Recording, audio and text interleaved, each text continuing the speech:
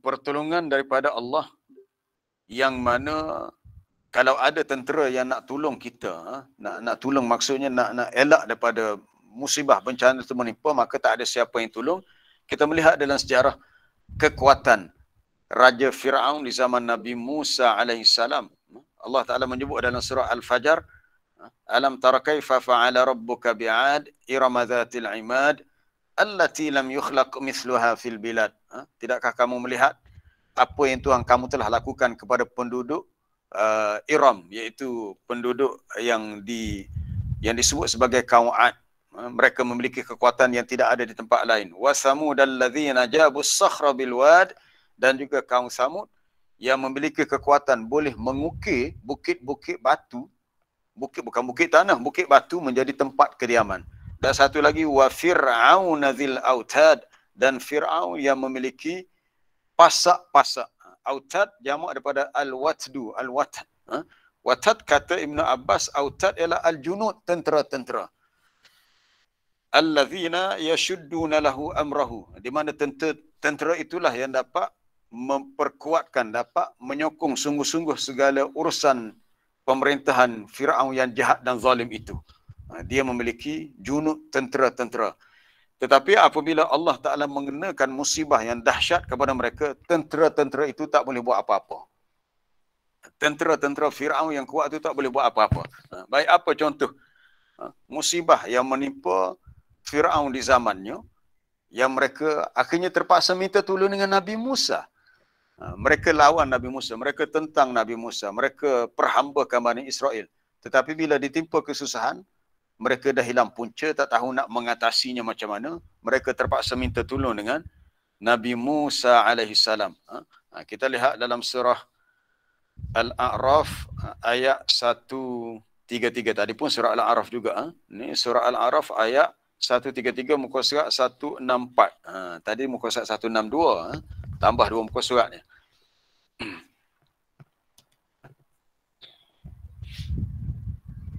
Muka surat 166.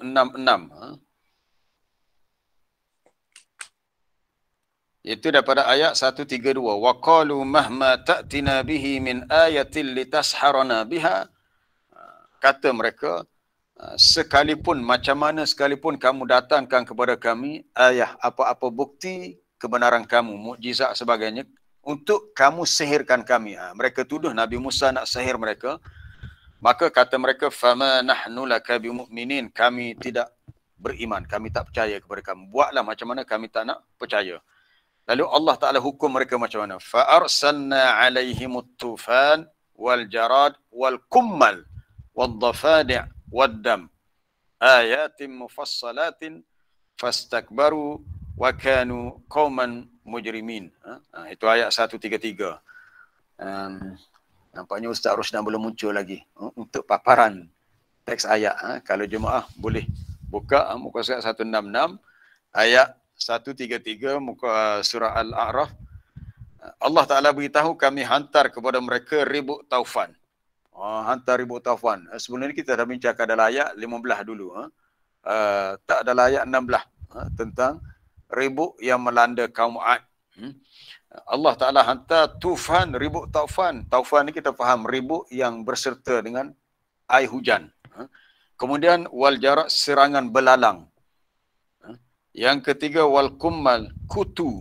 Apa kutu? Kutu ni serangga kecil yang biasa atas kepala kita lah. Kalau banyak sangat kita berasa tak selesa, kena gau kepala, akhirnya kulit kepala kita berdarah. Kummal. Yang keempat wal dhafadi', serangan katak. Katak banyak, masuk bilik air katak, masuk dalam bilik tidur pun katak. Pergi dapur nak makan nasi pun katak. Katak ada di mana-mana. Wa juga waddam, darah. Sebagai tanda-tanda dan bukti yang jelas. Tetapi mereka tetap fastakbaru, tetap sombong, takabur, dan menjadi kaum yang mujrim, yang yang menderhaka ataupun yang terus melakukan kejahatan. Walamma waqa'a alaihimur rijz. Kita lihat ayat berikutnya, ayat 134. Mereka dah dilanda musibah, serangan apa tadi, pertama dengan ribut taufan, yang kedua serangan belalang, kutu, katak, darah.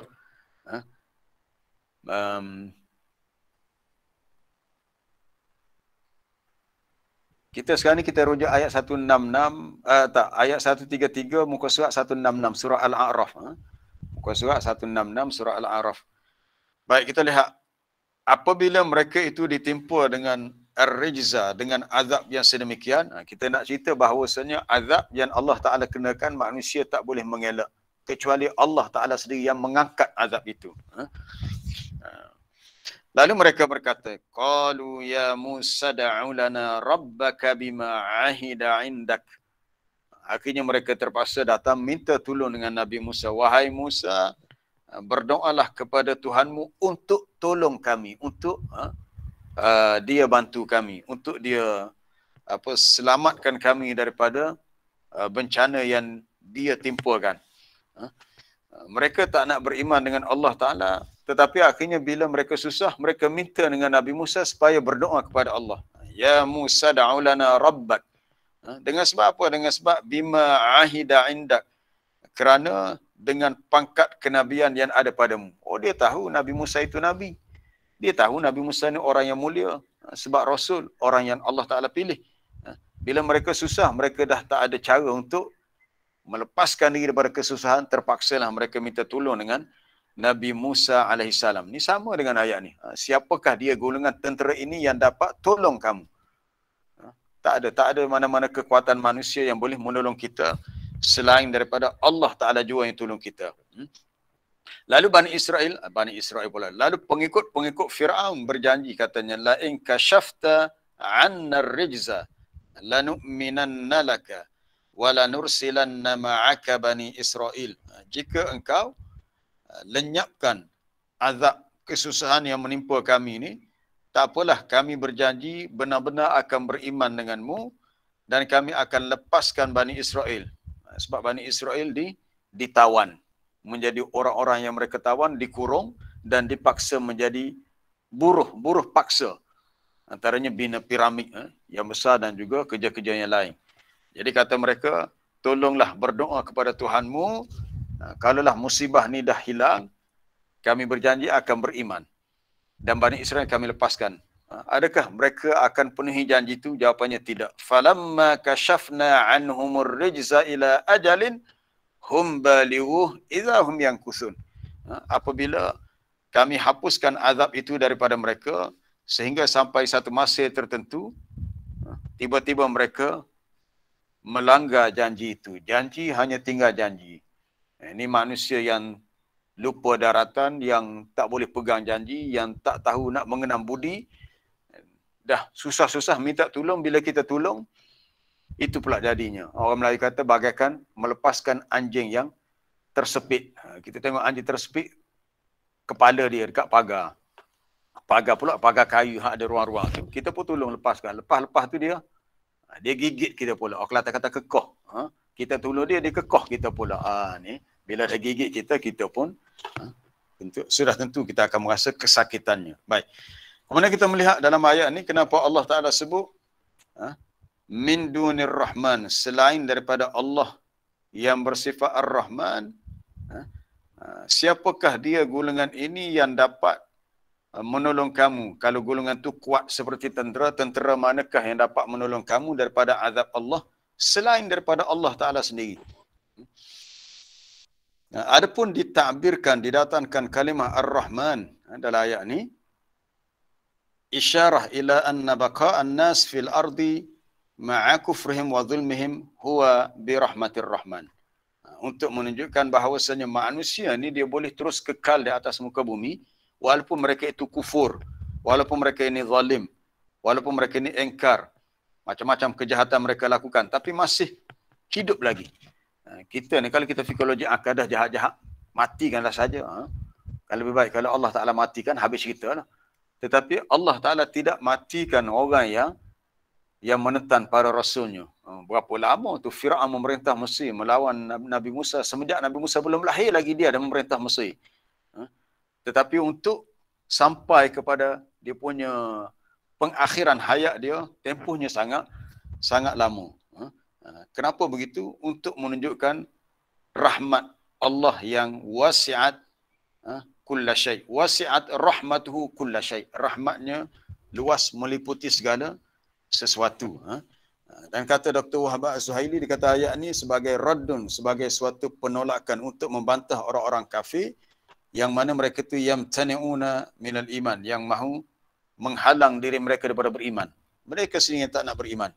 Bahkan mereka bergantung kepada sangkaan mereka yang salah, yang menyatakan kekuatan mereka adalah kekuatan sebab ramai penyokong. Mereka kata mereka kuat kerana min jihatil ikhwah wal a'wani. Mereka ada ramai saudara-saudara, penolong-penolong, mereka kuatlah. Di sisi Allah Ta'ala, kekuatan bukan diukur dari sudut kuantiti bilangan. Bukan. Sebenarnya, apa-apa nasrun, pertolongan, bantuan itu yang sebenarnya daripada Allah. Adapun bilangan jumlah itu hanyalah faktor-faktor luaran. Allah Ta'ala boleh beri kemenangan kepada orang yang berjuang untuk agamanya walaupun bilangan mereka sedikit. Bukan setakat umat Nabi SAW, bahkan umat-umat terdahulu. Baik, kita melihat contohnya di zaman Nabi Daud. Di zaman Nabi Daud berlaku satu peperangan yang besar ketika Nabi Daud masih kecil lagi, belum dilantik menjadi Nabi dan Rasul. Itu peperangan antara tentera Islam yang dipimpin oleh Talut dengan tentera kafir yang dipimpin oleh Jalut. Itu kita boleh lihat dalam surah Al-Baqarah muka surat 40. Muka surat 40. Panjang cerita tu, dua muka surat penuh. 40 dan 41. Ketika Allah Ta'ala mengutuskan dari kalangan Bani Israel. Ini kisah ni berlaku selepas zaman Nabi Musa. Lepas zaman Nabi Musa, lepas tu barulah zaman Nabi Daud. Dari segi turutan sejarah, kronologi sejarah, zaman Nabi Musa, selepas itu zaman Nabi Daud. Sebelum Nabi Daud diangkat menjadi Nabi, Allah Ta'ala telah mengangkat seorang ketua untuk menjadi ketua dalam peperangan. Apabila Nabi mereka berkata, kalau dalam tafsir mereka sebut Nabi itu adalah Nabi Syamuel. Shim, Mim, Waw, Lam, Syamuel. Dia bukan Rasul tapi Nabi. Ketika Bani Israel berkata, hantarkan kepada kami satu raja, seorang raja yang ataupun ketua yang dapat kami berperang fisabilillah. Akhirnya bila dilantik Talut, lalu mereka berkata, qalu anna yakunu lahul mulku alaina. Adakah patut dia yang menjadi ketua kami padahal kami lebih berhak? Inilah kerana manusia, ya. Dia minta supaya diberikan seorang ketua yang dapat bimbing mereka, dapat pimpin mereka dalam peperangan. Bila dah diberi ketua, banyak pula kerana. Dia kata kami tak nak terima dia sebagai ketua. Sebab apa? Sebab dia tak ada harta. Kami lebih layak jadi ketua sebab kami ada harta. Mentaliti yang ada pada orang zaman dahulu, cara berfikir begitu, ya, ada pada orang zaman sekarang. Mereka melihat orang yang lebih layak jadi ketua bila orang tu dilihat memiliki segala-galanya. Ada harta, ada duit yang banyak, itulah yang lebih layak jadi ketua. Tidak semestinya. Bila Nabi mereka beritahu, innallaha qad ba'atha lakum Taluta malika. Allah Ta'ala telah lantik untuk kamu Talut sebagai raja, sebagai ketua kamu dalam peperangan. Lalu mereka mengatakan, mana mungkin dia jadi ketua? Kami lebih berhak. Walam yu'ta sa'atan minal mal. Kerana dia tidak diberikan kepadanya keluasan harta benda. Maknanya dia tak kaya, kenapa pula dia jadi ketua? Lalu jawab Nabi mereka, innallaha astafahu alaikum. Allah Ta'ala yang pilih dia untuk kamu. Dan Allah Ta'ala telah bekalkan kepadanya bastatan fil ilmi wal jismi, keluasan pada ilmu dan tubuh badan. Walaupun dia harta tidak banyak, tetapi dia ada ilmu dan dia ada kekuatan tubuh badan. Jadi tanda dia dilantik menjadi ketua ialah Allah Ta'ala datangkan kembali tabuk. Tabuk ni satu bekas yang berisi barang-barang peninggalan daripada zaman Nabi Musa dan zaman Nabi Harun yang dibawa oleh malaikat. Kemudian kita melihat dalam ayat berikutnya, apabila tentera Talut yang berjumlah ratusan ribu diuji dengan sebatan sungai untuk pergi ke medan perang, dan bertemu dengan tentera musuh yang dipimpin oleh Jalut, namanya hampir sama, Talut, satu lagi Jalut. Mereka diuji dengan sungai. Maka Talut pesan, dia kata, faman syariba minhu falaisa minni, sesiapa yang minum air daripada sungai ini, maka dia bukan di kalangan aku, dia tak boleh ikut sama dalam peperangan, dia kena berundur untuk baliklah. Tetapi sesiapa yang tidak meminumnya, tidak memakannya, kecuali hanya mencelup tangannya dalam air, maka dia boleh teruskan. Ini satu ujian yang berat kerana fasharibu minhu illa qalilan minhum. Ramailah yang minum kecuali sedikit sahaja yang tidak minum. Jadi sebab apa minum? Sebab dahaga. Dahaga, cuaca yang panas, perjalanan jauh, tapi tak dibenarkan minum air. Maka yang minum berundur. Jadi jumlahnya dah berkurangan. Lalu mereka mengatakan kami tak mampu nak berlawan dengan tentera Jalut. Tetapi orang-orang yang yakin mereka akan bertemu dengan Allah di akhirat nanti, mereka mengatakan kam min fi'atin qalilatin ghalabat fi'atan katsiratan biiznillah. Berapa ramai golongan yang sedikit bilangannya, tenteranya sedikit tetapi dapat mengalahkan tentera yang lebih ramai. Berapa ramai kumpulan yang bilangan tenteranya sedikit, ghalabat fi'atan katsiratan biiznillah, dapat menewaskan kumpulan tentera yang lebih ramai dengan izin Allah. Maknanya kemenangan bukan diukur dari sudut kuantiti. Sedikit atau banyak, tak. Sebab kemenangan yang sebenar daripada Allah. Ini kita nak kaitkan dengan ayat yang kita baca hari ini, bahawasanya kemenangan yang sebenar, pertolongan yang sebenar datangnya daripada Allah. Kalau ada pihak lain yang nak bantu kita, kalau Allah Ta'ala tak izinkan, pertolongan mereka tak akan memberi apa-apa kesan. Maknanya tak akan menjadikan kita menang ke atau menjadikan kita dapat mengelak daripada musibah, kecuali semuanya daripada Allah. In yamsaskallahu bidurrin fala kashifa lahu illahu. Jika Allah Ta'ala nak merasakan kepada kamu dengan kesusahan, maka tiadalah yang dapat melepaskan kesusahan itu kecuali Allah. Wa in yamsaska bi khairin fahuwa ala kulli syai'in qadir. Jika Allah Ta'ala nak merasakan kepada kamu dengan kebaikan, maka dia berkuasa atas segala sesuatu.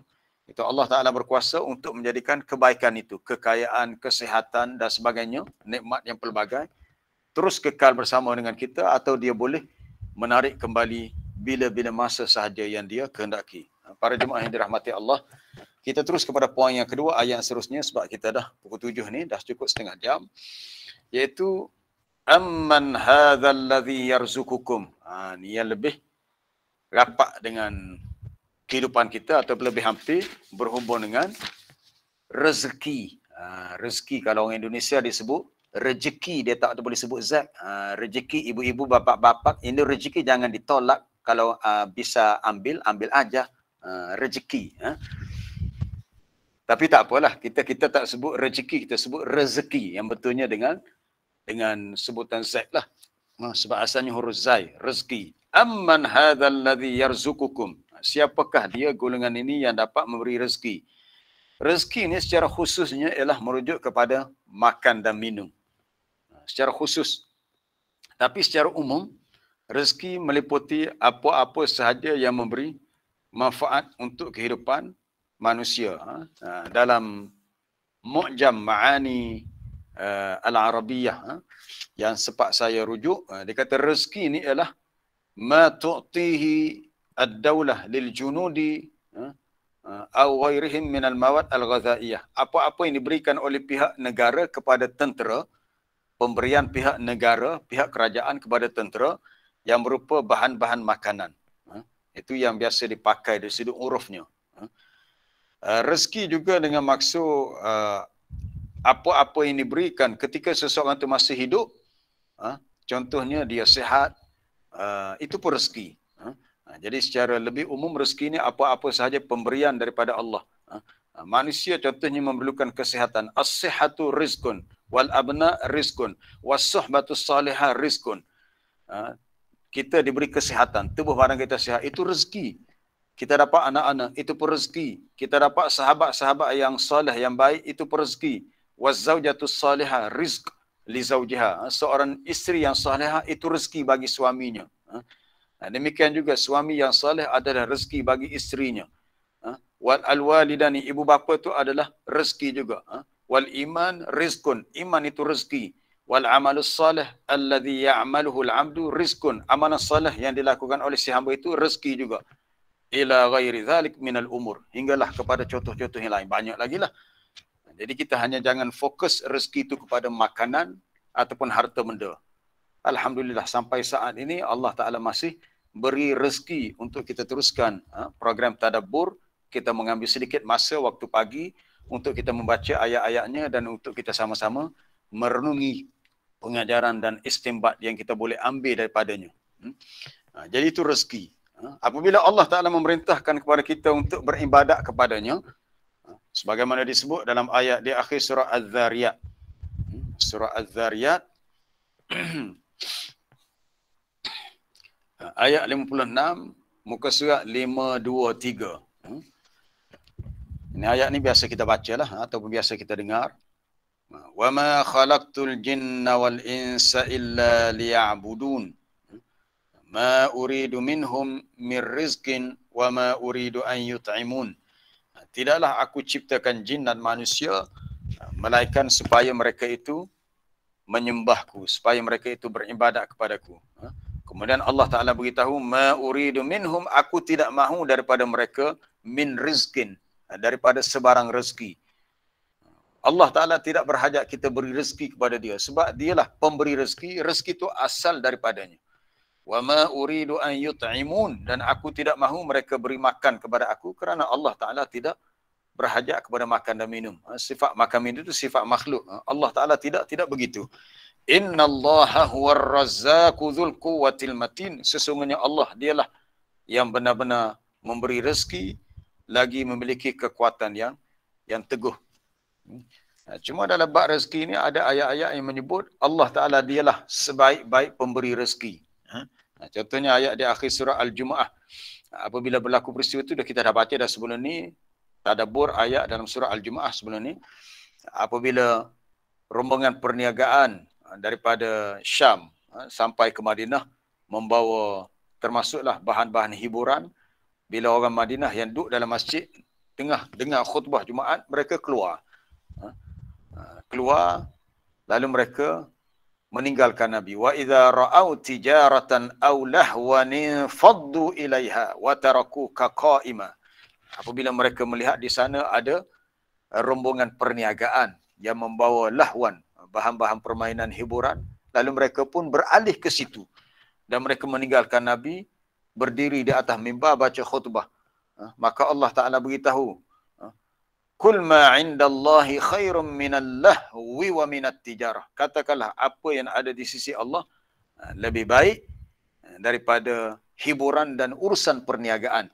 Wallahu khairur razikin, dan Allah dialah sebaik-baik pemberi rezeki. Kenapa disebut macam perbandingan pula? Dialah sebaik-baik pemberi rezeki. Adakah ada pihak lain yang boleh memberi rezeki? Dari segi bahasanya begini. Allah Ta'ala dialah pemberi rezeki secara hakiki yang sebenar. Pemberi rezeki yang hakiki yang sebenar. Adapun manusia, contohnya kita bekerja, majikan kita yang memberikan bayaran, allowance ke gaji, yang dia berikan kepada kita, itu pun rezeki juga. Sebenarnya rezeki itu daripada Allah. Mereka hanyalah sebab kepada rezeki itu sampai.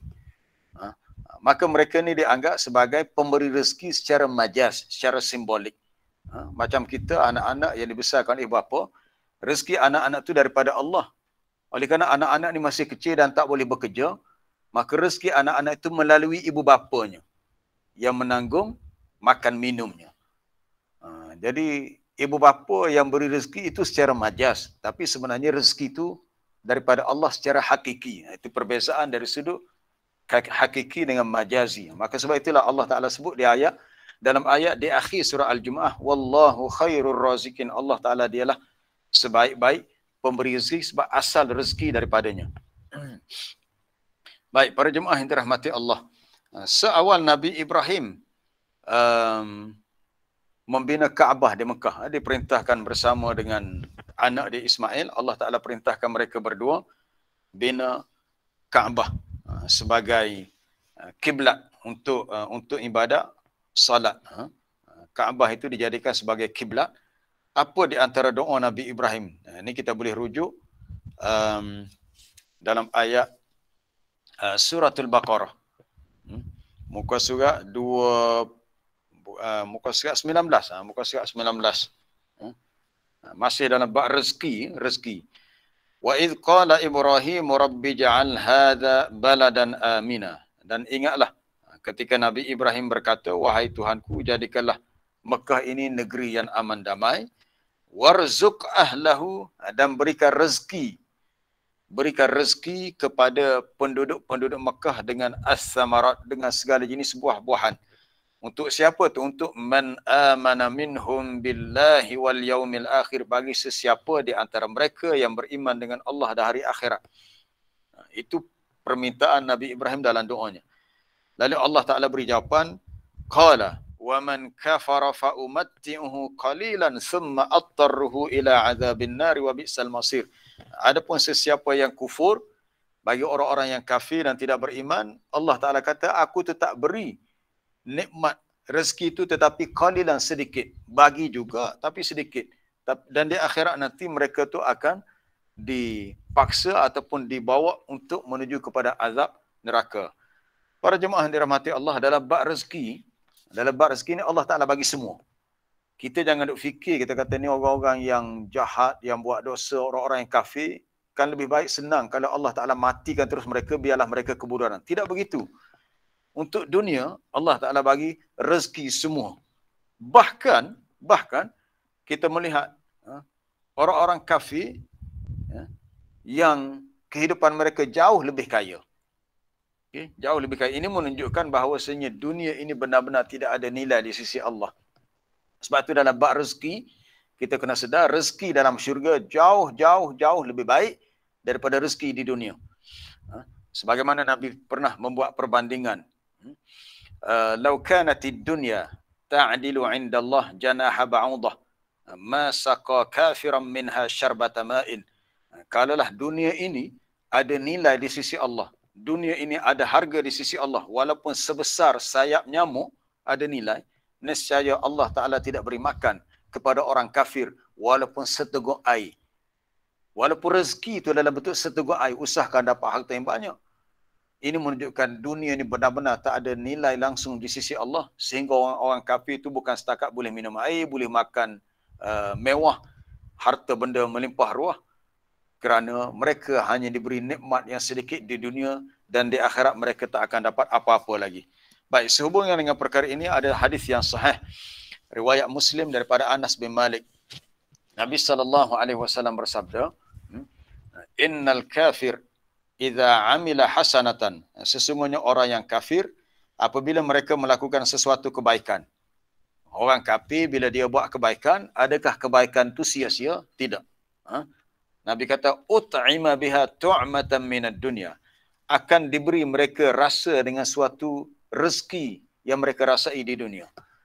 Atas kebaikan yang mereka buat, ya Allah Ta'ala itu hargai atas kebaikan. Maksud kebaikan ialah tolong-menolong sesama manusia. Kan kita lihat di tempat kita sendiri ada jutawan-jutawan, hartawan-hartawan di kalangan orang bukan Islam yang suka beri bantuan. Lebih-lebih lagi dalam suasana macam sekarang inilah, COVID-19, ada bandar-bandar tertentu yang dimiliki oleh orang bukan Islam, oleh non-Muslim. Tapi mereka suka buat bantuan ataupun suka beri sumbangan. Maka Nabi kata kalau mereka buat kebaikan, akan diberi balasan untuk mereka di dunia dengan kebaikan yang lain. Adapun orang yang mukmin, fa innallah yaddakhiru lahu hasanatihi fil akhirah. Allah Ta'ala simpan untuknya ganjaran kebaikan itu di akhirat. Mana dia akan dapat pahala dengan ganjaran nikmat yang lebih besar dalam syurga lah. Bagaimana dengan dunia pula? Wa yu'aqibuhu rizqan fid dunya ala ta'atih. Dan disusuli dengan kurniaan rezeki semasa di dunia di atas ketaatannya. Orang yang beriman, Allah Ta'ala berikan untuk mereka ganjaran pahala atas kebaikan, dan atas ketaatan mereka, Allah Ta'ala tidak sia-siakan, Allah Ta'ala bagi juga rezeki. Maknanya orang beriman, dunia pun dia dapat rezeki, akhirat dia dapat lebih lagi. Orang kafir dia dapat rezeki di dunia, di akhirat dia tak dapat apa-apa. Sebab itu dalam doa kita minta Rabbana atina fid dunya hasanah. Ya, kita tidak lupa untuk menyebut wa fil akhirati hasanah. Wahai Tuhan, kami berikan untuk kami kebaikan di dunia dan di akhirat pun kami dapat kebaikan.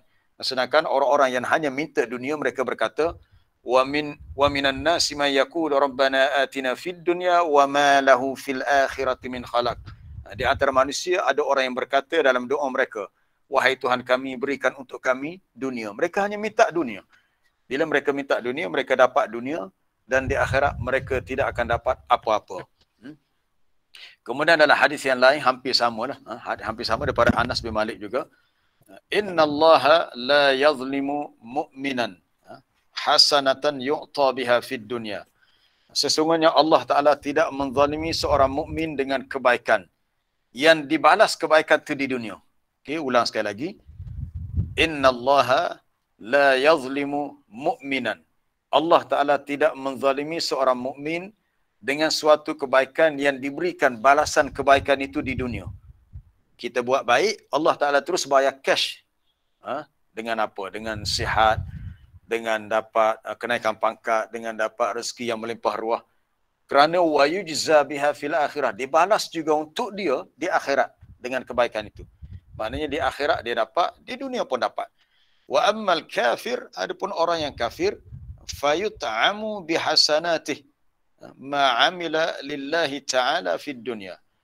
Orang kafir akan diberi, mereka merasai atas nikmat kebaikan yang mereka buat kerana Allah di dunia. Ini hak Nabi cerita ni, orang kafir zaman dia sampai sekarang ni kita tak tahulah.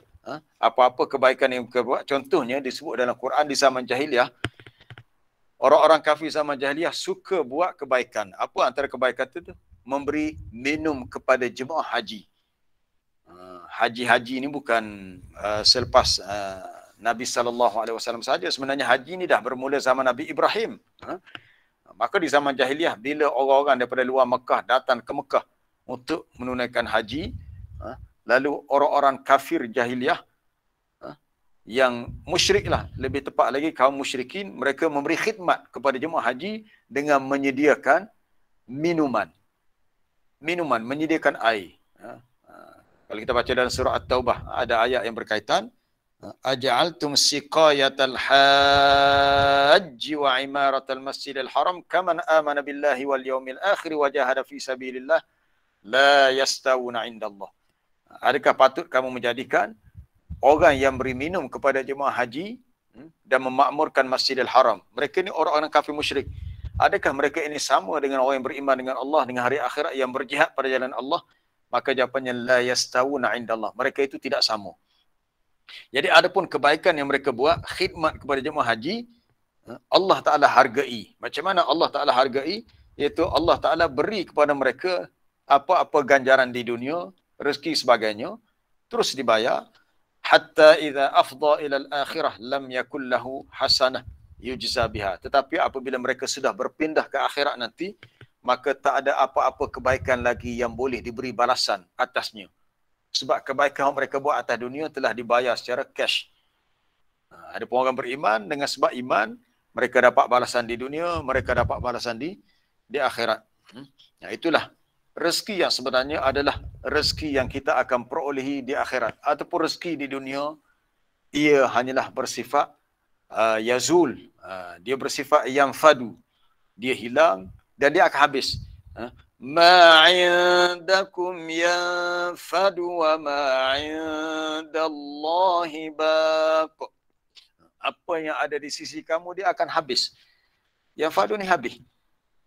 Tetapi apa yang di sisi Allah, dia bersifat kekal. Kita ni kalau kita ada duit RM1, RM1 aja ada. Dan kita tidak berusaha untuk menambahkannya. Maka bila kita guna dia sedikit demi sedikit, sikit-sikit lama-lama habislah. Hak sikit-sikit lama-lama jadi bukit itu kalau kita menabung, kita simpan. Tapi kalau kita guna sikit-sikit lama-lama habis. Kerana ma'indakum yang fadu, apa yang ada dengan kamu dia akan habis. Tetapi apa yang ada di sisi Allah, dia tak akan habis. Baik para jemaah yang dirahmati Allah, dalam bab mencari rezeki, kita perlu bekerja dengan baik dan betul. Kita kena bekerja dengan sungguh-sungguh. Kerja dengan sungguh-sungguh. Lebih lagi kalau kita bekerja macam orang kerja makan gaji. Kita dibayar gaji, kita berusaha untuk bekerja dengan sebaik mungkin. Dalam hadis yang diriwayatkan oleh Ibnu Majah dengan sanad yang sahih, ayyuhan nas, Nabi kata wahai manusia, ittaqullah, bertakwalah kepada Allah, wa ajmilu fit talab, dan perelokkanlah.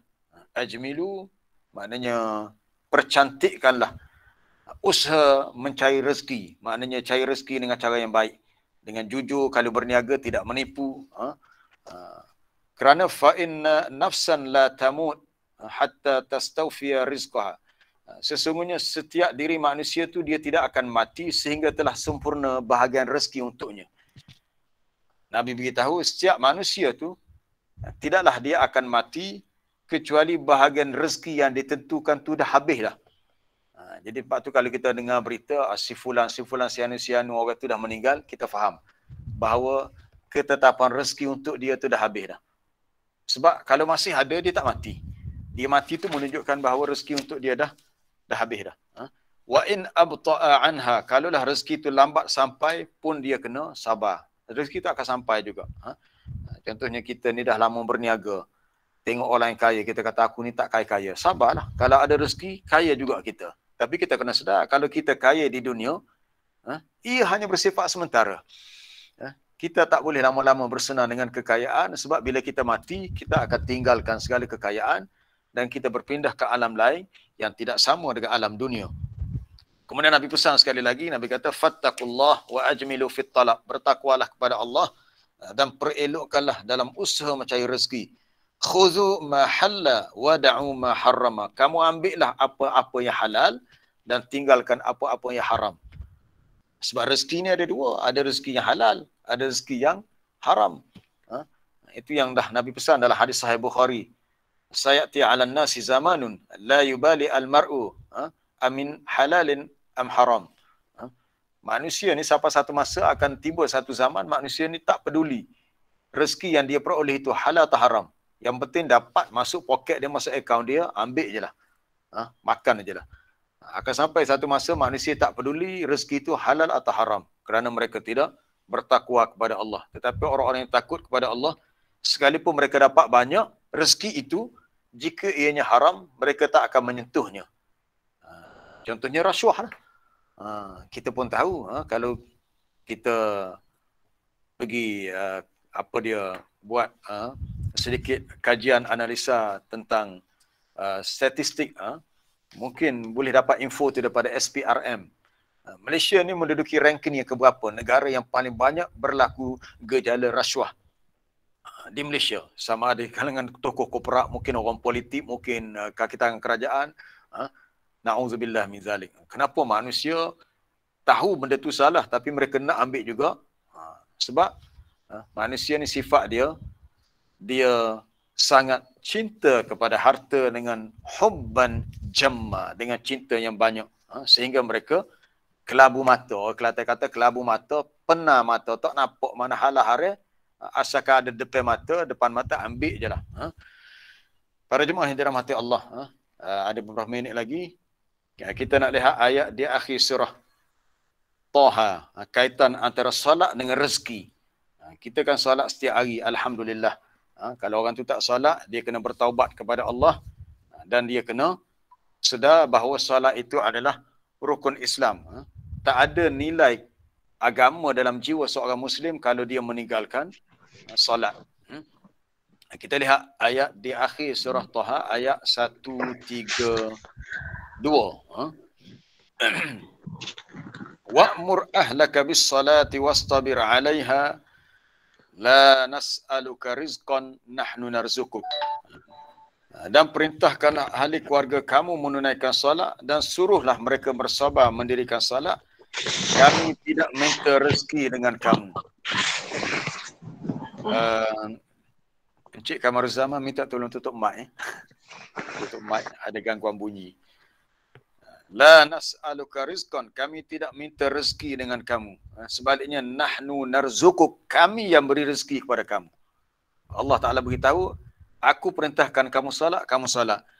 Tapi bekerja tu kena bekerja lah. Soal ketentuan rezeki, Allah Ta'ala dah jamin ada rezeki untuk setiap hambanya. Kerana dia dah beritahu wa ma min dabbatin fil ardi illa 'ala Allahi rizquha wa ya'lamu mustaqarraha wa mustaudaha. Ayat yang ke-6 dalam surah Hud di awal juzuk yang ke-12.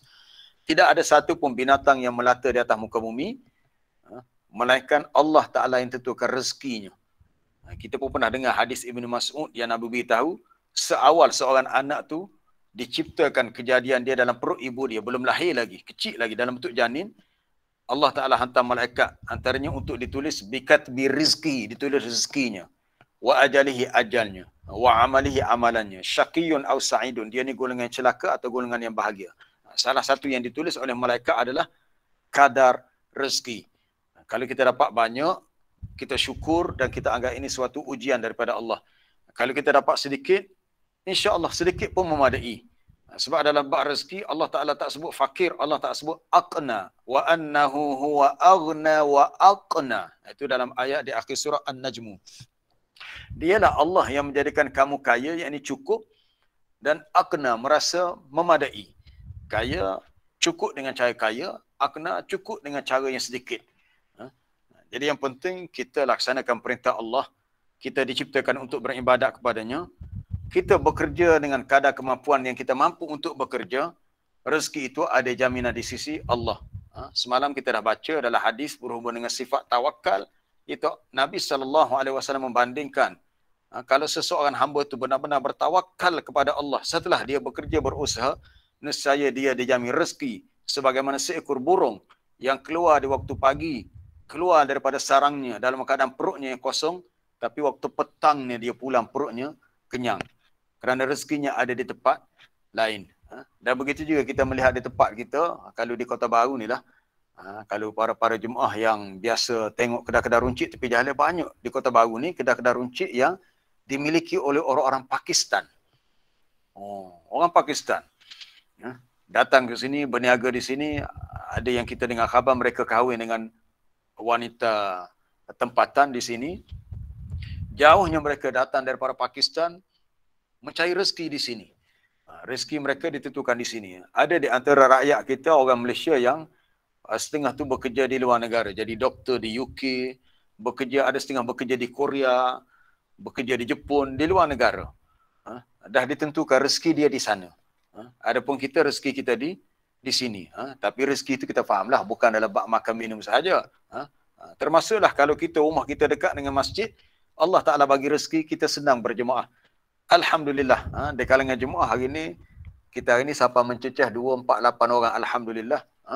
Kita dapat rezeki sama-sama, kita mentadabbur ayat-ayat Allah, dapat mendengar ayat-ayat Quran. Ini pun rezeki.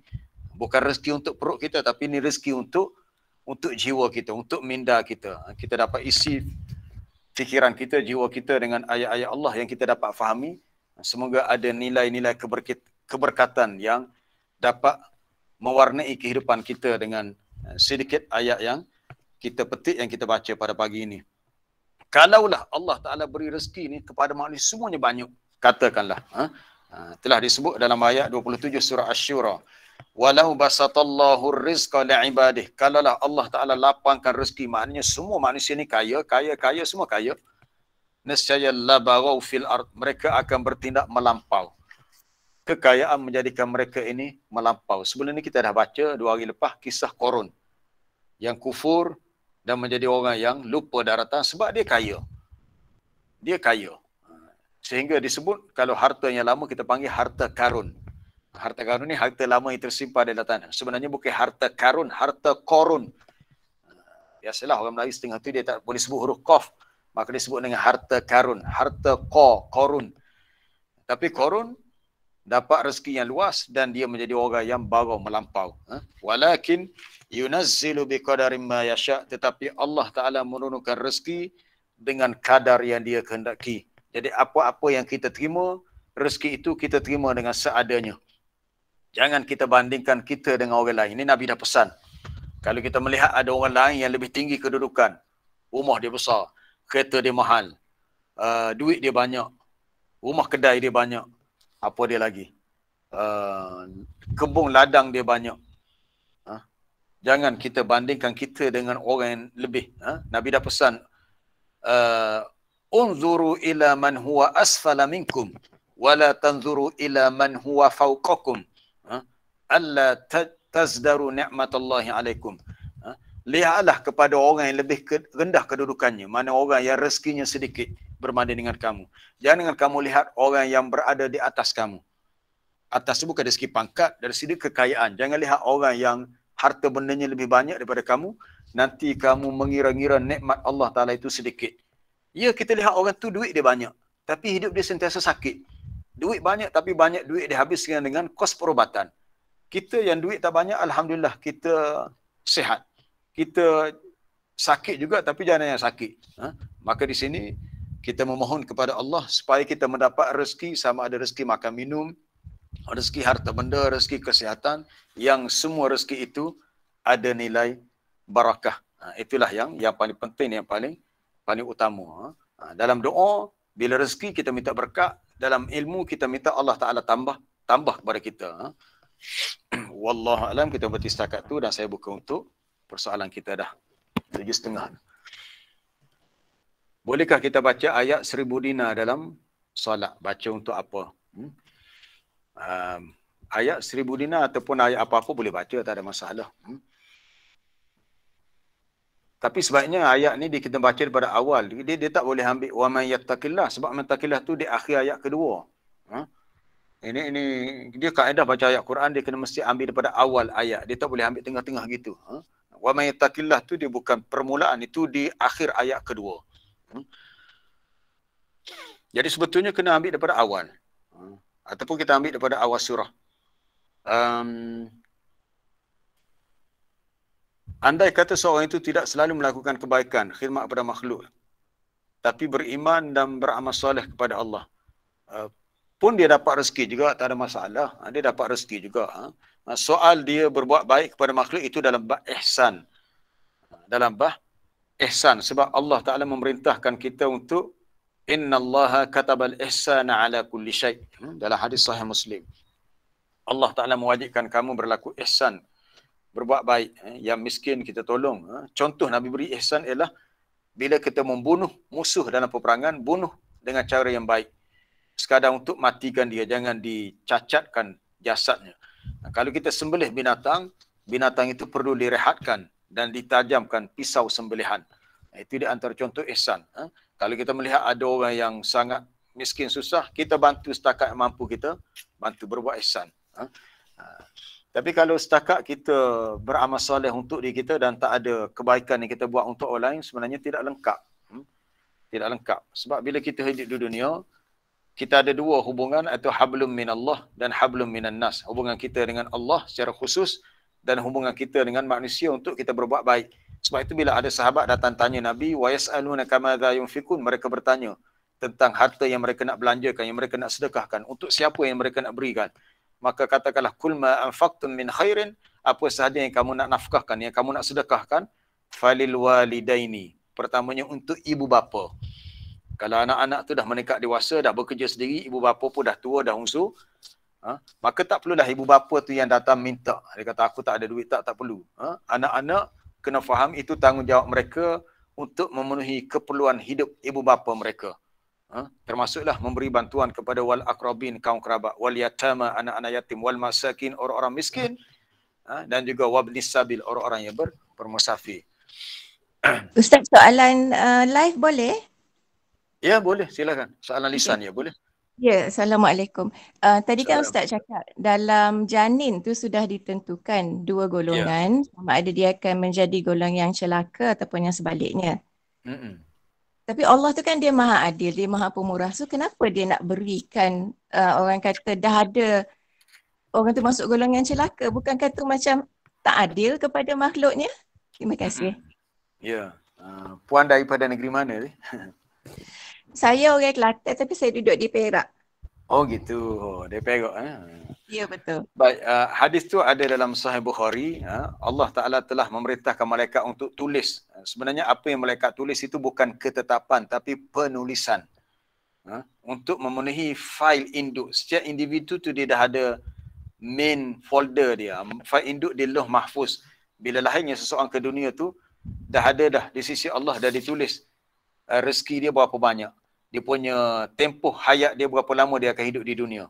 Kemudian dia ni termasuk golongan yang disebut tadi syaqiyun aw sa'id, yang celaka atau yang bahagia. Baik.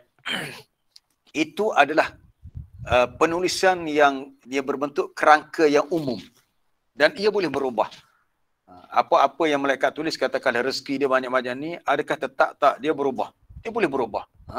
Kemudian adakah ajal dia sampai 50, adakah mungkin berubah? Ya, mungkin berubah. Ada tafsiran di kalangan ulama, kalau rezeki atau dia punya umur dia ditambah, sama ada diberi keberkatan dengan umur dia atau memang umur dia ditambah. Kalau asalnya ditulis oleh malaikat, si anak ni umur dia 50 tahun. Tapi dengan sebab-sebab tertentu, dia mentaati Allah, dia menghubungkan silaturrahim dan banyak kebaikan-kebaikan yang dia buat, mungkin umur dia ditambah. Walaupun dah ditulis 50 tahun dia meninggal, tapi mungkin dia boleh hidup tambah lagi dari 60, 70. Begitu juga kalau ditulis dia ni golongan yang celaka, kita kata tak adil lah macam soalan tadi. Itu penilaian kita. Tetapi di sisi Allah Ta'ala dia sahaja lebih tahu. Kerana selepas itu setiap manusia akan diberi kepadanya sebab-sebab yang sampai kepadanya petunjuk. Antaranya ilham. Wa nafsin wa ma sawwaha fa'alhamaha fujuraha wa taqwaha.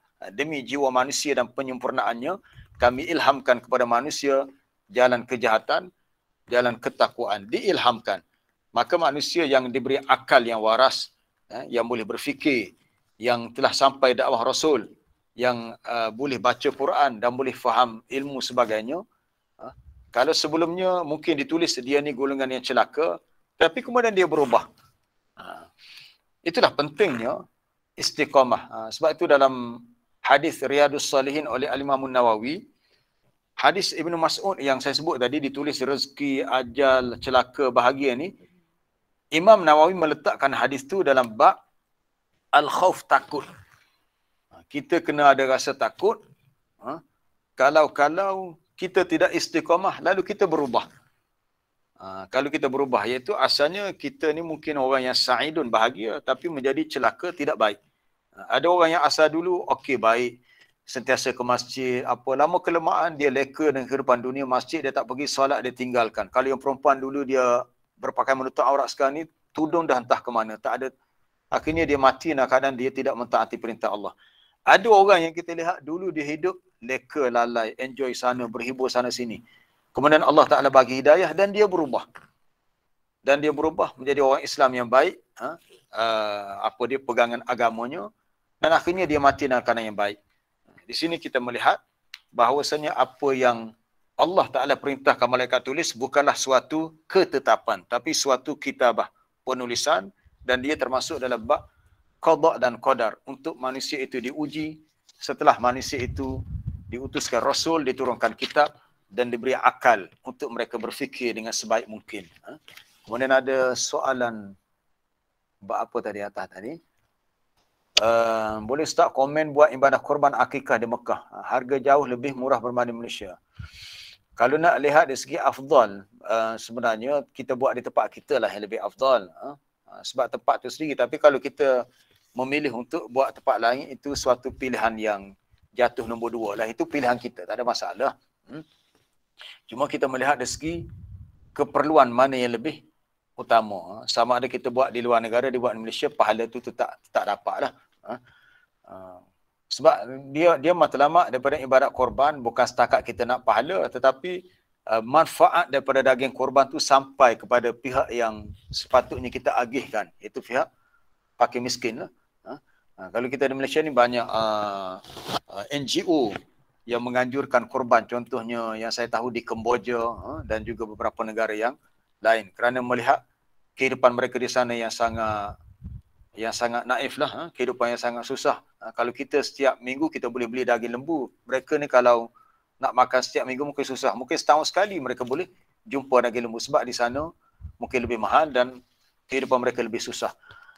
Boleh respon sikit beza antara nikmat dan rezeki, beza antara am dan khas?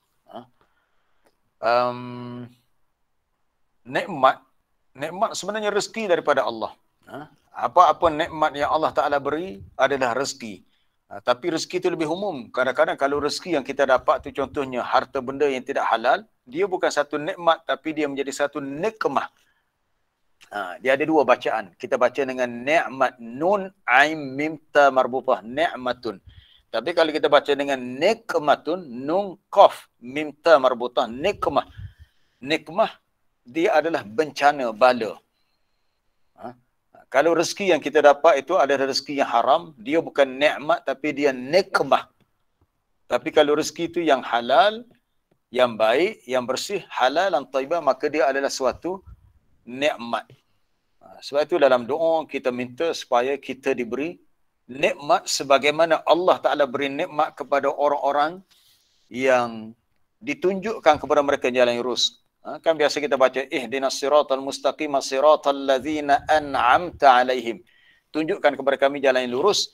Itu jalan orang-orang yang engkau beri nikmat kepada mereka. Siapa mereka?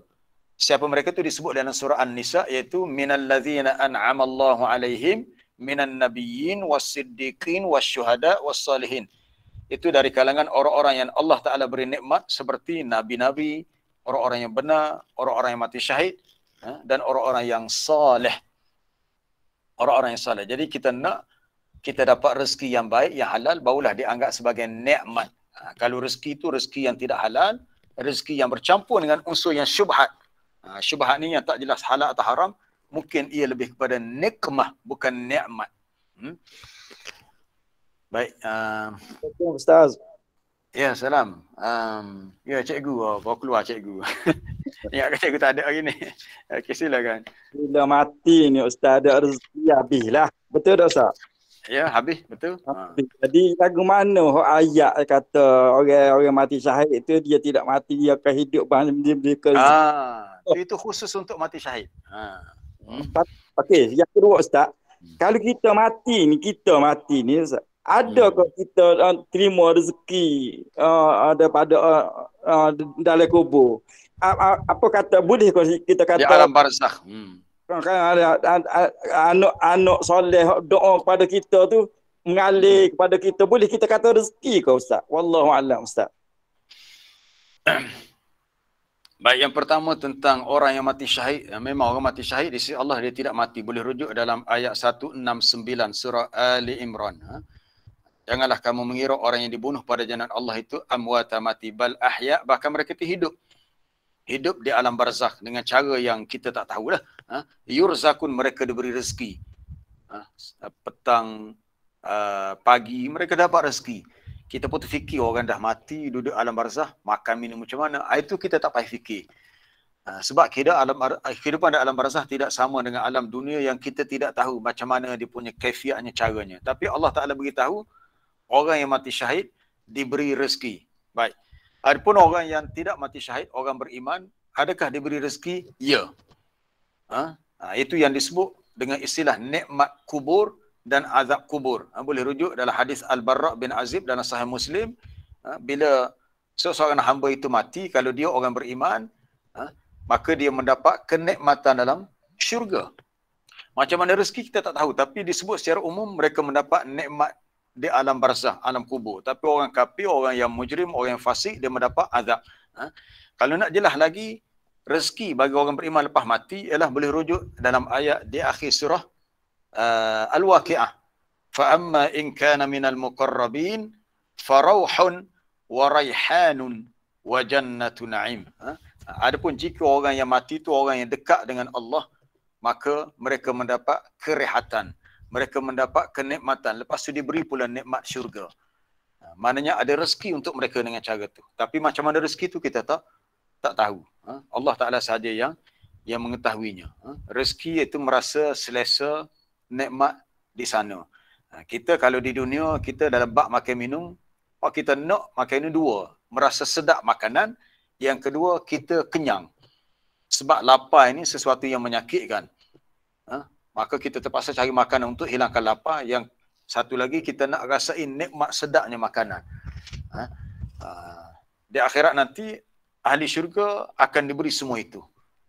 Ahli neraka juga diberi nikmat makanan, tapi bukan untuk nikmat, bukan nikmat, azab. Azab dalam bentuk makanan.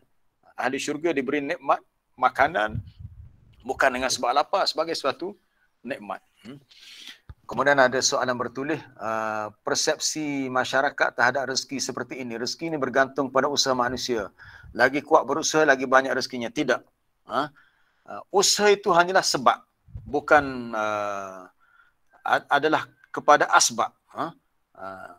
Kalau kita melihat rezeki, memang kita disuruh bekerja dan berusaha untuk cari rezeki.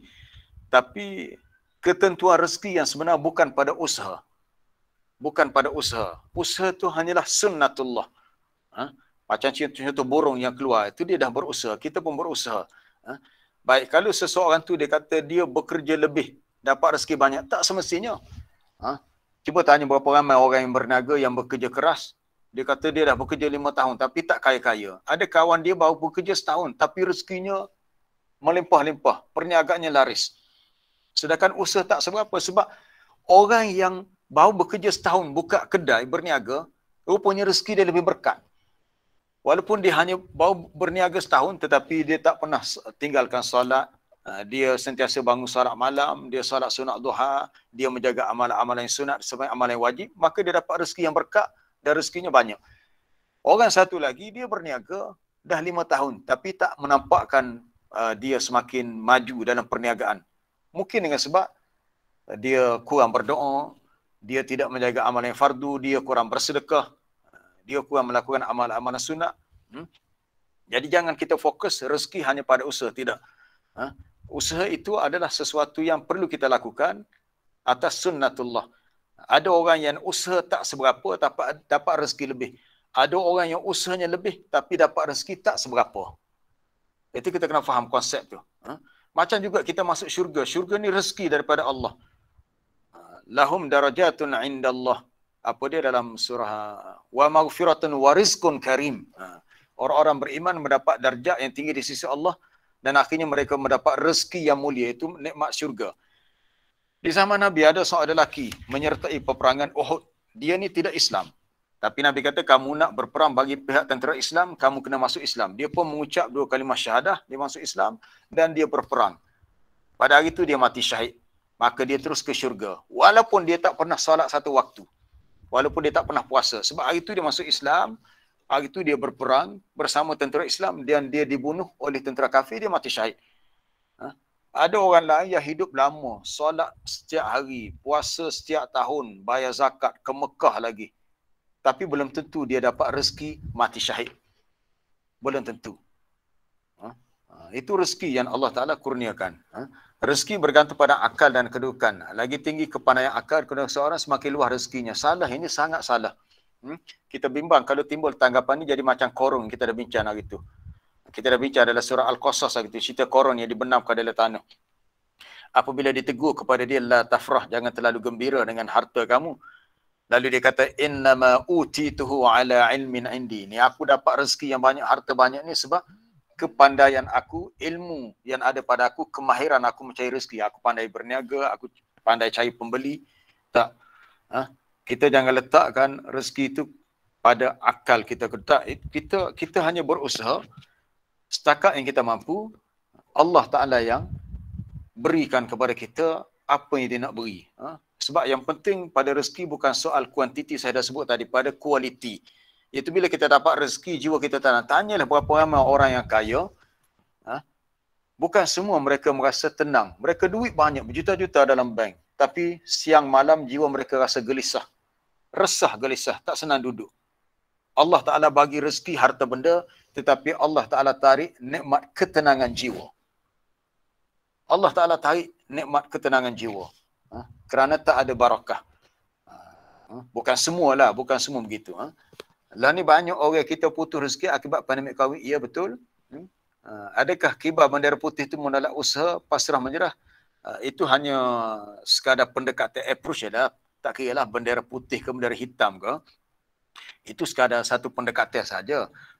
Tapi soalnya, adakah orang tu menolak usaha? Kita tengok situasi orang tu. Kita tengok dia. Kalau dia ni betul-betul berhajat, maka boleh dia berbuat begitu. Tapi kalau dia menipu, orang tu menipu, dia rasa dia ni benar-benar susah. Sebenarnya tak susah pun. Maka dia nak dapatkan pertolongan orang dengan cara mudah. Dia pun kebar bendera putih. Orang tak tahu keadaan sebenar dia. Maka dia naklah bertakwa kepada Allah. Kerana orang yang meminta sesuatu padahal dia tidak layak menerima pemberian itu, apa Nabi kata, la tazalul mas'alatu bi ahadikum. Sentiasalah seseorang itu meminta. Dia tak layak meminta, dia boleh bekerja, dia boleh mencari rezeki, tapi dia minta juga. Sebab dia malas bekerja, dia boleh bekerja. Sentiasalah seseorang itu meminta hatta yalqallah wa laisa fi wajhihi muz'atul lahmin. Di akhirat nanti dia bertemu dengan Allah dalam keadaan pada mukanya tak ada kepingan-kepingan daging. Apa maksud tak ada kepingan daging? Dia akan datang di hari kiamat menjadi tengkorak hidup. Badan yang lain okey, tapi bahagian mukanya hanya nampak tulang saja. Menjadi tengkorak hidup. Kenapa? Sebab di dunia dia suka meminta-minta. Minta sedekah dan mengemis. Padahal sebenarnya dia ada kemampuan untuk bekerja dan berikhtiar mencari rezeki dengan apa sahaja cara yang dia mampu lakukan. Baik, kita berhenti setakat tu, dah 7.48 tu. Terima kasih kepada semua. Minggu depan kita sambut Raya Haji. Hari ni 3 Zulhijjah, minggu depan 10 Zulhijjah. Untuk Hari Raya Haji 2, 3, 4 hari tu kita cuti lah. Kita bercuti, kita rest dulu, kita sambung lepas tu bila berakhirnya hari Tasyrik. Jadi setakat tu saja untuk hari ini. InsyaAllah kita sambung lain kali dengan izin Allah. Subhanakallah bihamdika asyhadu an la ilaha illa anta astaghfiruka wa atubu ilaik. Wa sallallahu wasallama ala nabiyyina Muhammadin wa ala alihi wa sahbihi ajma'in. Walhamdulillahirabbil alamin. Assalamualaikum warahmatullahi